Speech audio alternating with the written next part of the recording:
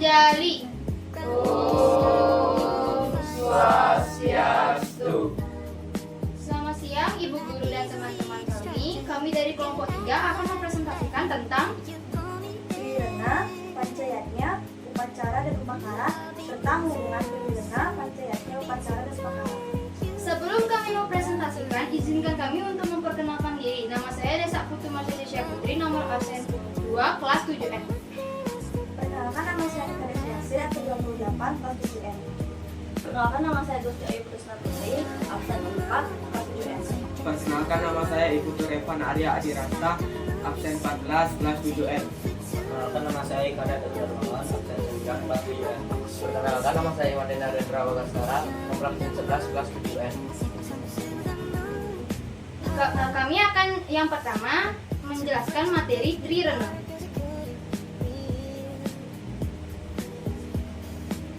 Trirena berasal dari bahasa Sanskerta yang terdiri atas dua kata, yaitu tri dan rena.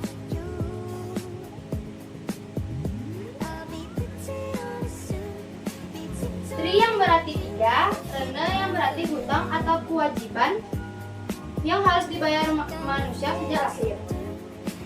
Yang berarti Trirena yaitu tiga hutang atau kewajiban yang harus dibayar manusia sejak lahir. Trirena memiliki tiga bagian, yaitu Dewa Rena, Resi Rena, dan Pitra Rena. Dewa Rena yaitu hutang kepada Ida Sang Widiwasa yang harus dibayar melalui persembahan atau doa. Yang kedua, Resi Rena yaitu hutang kepada resi atau guru-guru yang harus dibayar melalui pembelajaran atau ajaran-ajaran suci. Yang ketiga yaitu Pitra Rena. Pitra Rena yaitu hutang kepada leluhur atau orang tua yang harus dibayar melalui serada atau tarpana. Untuk melunaskan Trirena, kita melakukan pancayatnya. Pancayatnya akan dijelaskan oleh Sulasi.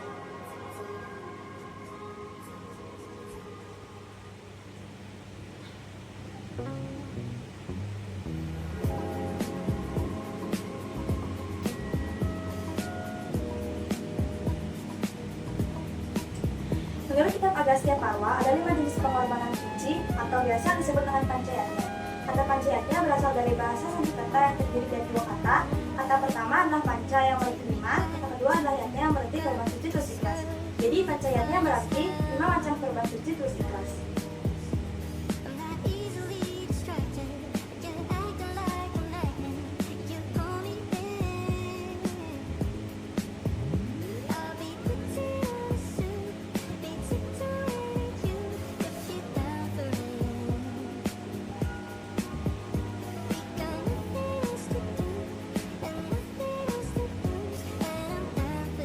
Yang pertama ada dewayatnya. Dewayatnya adalah pengorbanan atau persembahan suci kepada Sang Yang Widi beserta segala manifestasinya. Dewayatnya dapat dilakukan dengan melaksanakan puja trisandia atau sembahyang. Yang kedua ada siyatnya. Siyatnya adalah persembahan suci kepada para resi dan atau guru. Siyatnya dapat dilakukan dengan melaksanakan eka jati. Yang ketiga ada pitrayatnya. Pitrayatnya adalah persembahan suci kepada para leluhur dan orang tua. Pitrayatnya dapat dilakukan dengan melaksanakan ngabek. Manusayatnya adalah persembahan suci untuk kesejahteraan manusia. Manusayatnya dapat dilakukan dengan melaksanakan mutatah atau otonan. Yang kelima ada butayatnya. Butayatnya adalah persembahan suci kepada buta kala dan lampu yang lebih rendah agar tidak mengganggu manusia. Yatnya adalah ritual keagamaan yang bertujuan untuk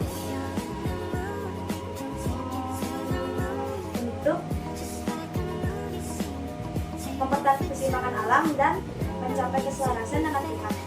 Terdapat 2 jenis yatnya.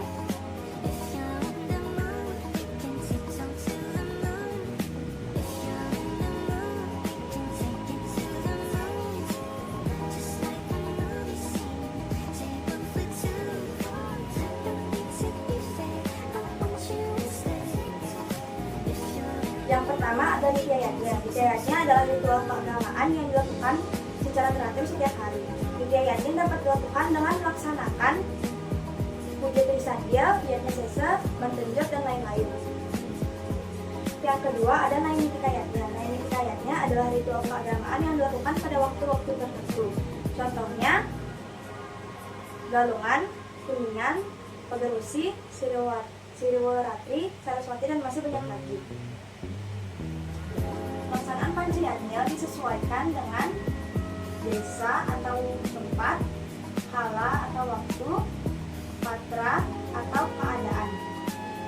Dalam setiap pelaksanaan Panjiyatnya dilakukan dengan upacara. Materi upacara akan dijelaskan oleh Desinta.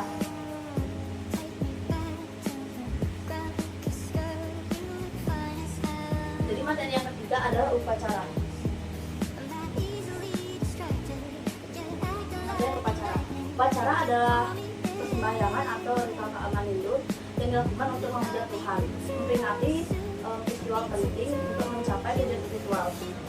Upacara juga memiliki dua kata, yaitu upa dan cara. Upa yang artinya dekat dan cara yang artinya perilaku. Jadi bisa disimpulkan upacara adalah ukuran perilaku yang dilakukan untuk mendekatkan diri kepada ibu yang dewasa. Upacara juga memiliki 3 unsur penting dan dinamakan tri manggalanya.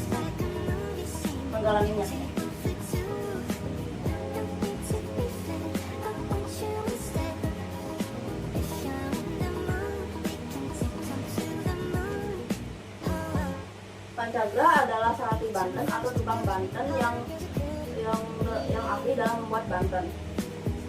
Dan yang ketiga adalah Sadaka. Sadaka adalah orang yang memimpin pelaksanaan upacara nyatnya. Dan setiap pelaksanaan upacara terdapat upakara dalam melaksanakan pelaksanaannya. Materi yang keempat akan dijelaskan oleh Revan dan Teguh.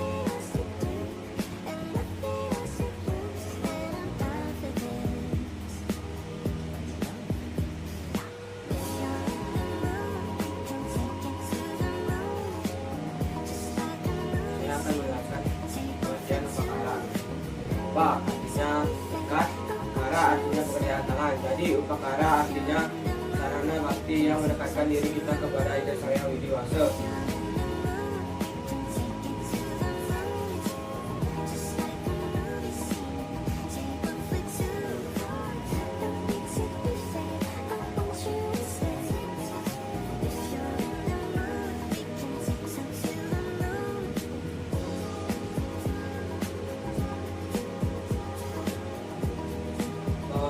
Bhagavad Gita 9:26. Siapa yang sujud kepadaku dengan persembahan setakai daun, sekuntum bunga, sebiji buah-buahan atau seteguk air, aku terima dengan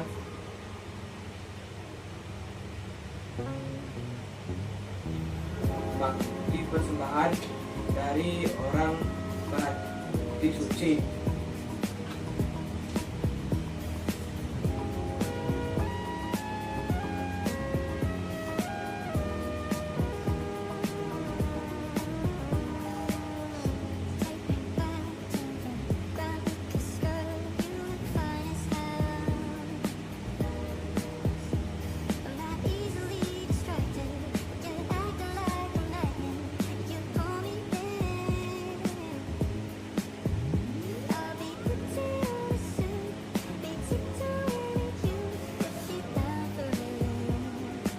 Ada 4 unsur yang terpenting dalam upakara. Yang pertama yaitu adalah patram. Patram artinya setakai daun. Yang kedua ada puspam. Puspam artinya sekuntum bunga. Yang ketiga ada palam. Palam artinya biji buah-buahan. Dan yang terakhir ada toyam. Toyam artinya seteguk air. Materi selanjutnya akan dijelaskan oleh Teguh. Di sini saya akan menjelaskan materi selanjutnya. Namanya itu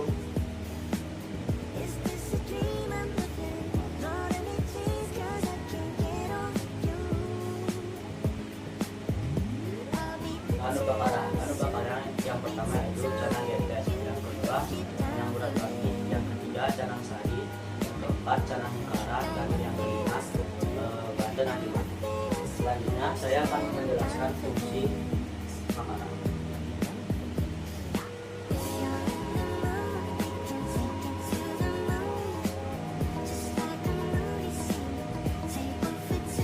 Fungsi makanan yang pertama yaitu rasa cetuskan hati, terima kasih kepada Sang Yang Widi Wasa.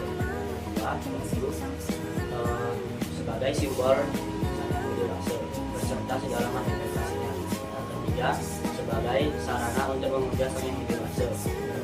Yang keempat, sebagai bukti adanya budaya lokal.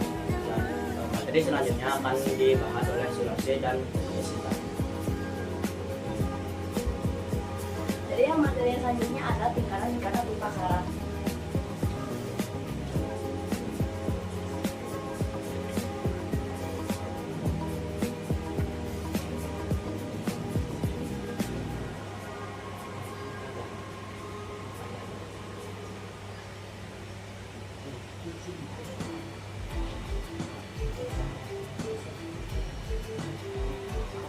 Dari tingkatan upacara terdiri dari 3, yaitu yang pertama untuk besar kecilnya nyatnya, maka nyatnya akan dibagi menjadi 3 tingkatan, yaitu yang pertama adalah karisama. Karisama adalah tingkatan yang paling kecil atau sederhana. Pelaksanaan upacara nyatnya yang tergolong paling kecil atau sederhana menggunakan upacara sebagai pokok-pokok atau prinsip yang harus ada. Bagian-bagian dari kanistama ada kanistamaning kanistama, madiamaning kanistama, dan utamaning kanistama. Bagian yang kedua adalah madhyama. Madhyama adalah tingkatan yang sedang atau menengah. Pelaksanaan upacara nyatnya yang tergolong menengah, artinya upacara atau bantennya merupakan pengembangan dari tingkatan sebelumnya agar menjadi lebih besar. Bagian-bagian dari madhyama ada kanistamaning madhyama, madiamaning madhyama, dan utamaning madhyama. Tingkatan yang ketiga adalah utama, tingkatan yang paling besar. Pelaksanaan upacara nyatnya tingkat yang tergolong paling besar, artinya upacara atau bantennya merupakan pengembangan atau penambahan dari tingkatan madhyama yang berujung bertumbuh menjadi lebih besar dan beragam. Bagian-bagian dari utama ada kanistamaning utama, madiamaning utama, dan utamaning utama. Hubungan akan dijelaskan oleh Bagas.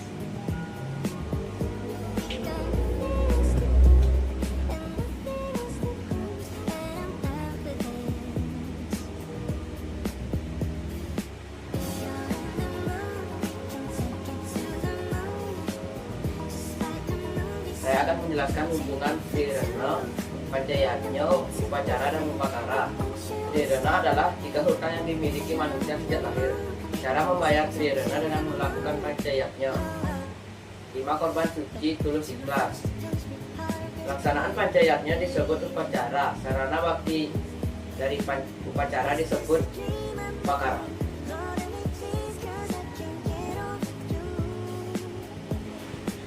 Saya akan menyanyikan Bhagavad Gita 9 Sloka 26. Patram puspam palam toyam yome bhaktya prayachati tat aham bhakti upatam asnami prayatatmana. Sekian dari kelompok kami, mohon maaf ada kesalahan kata atau ucapan dari kami.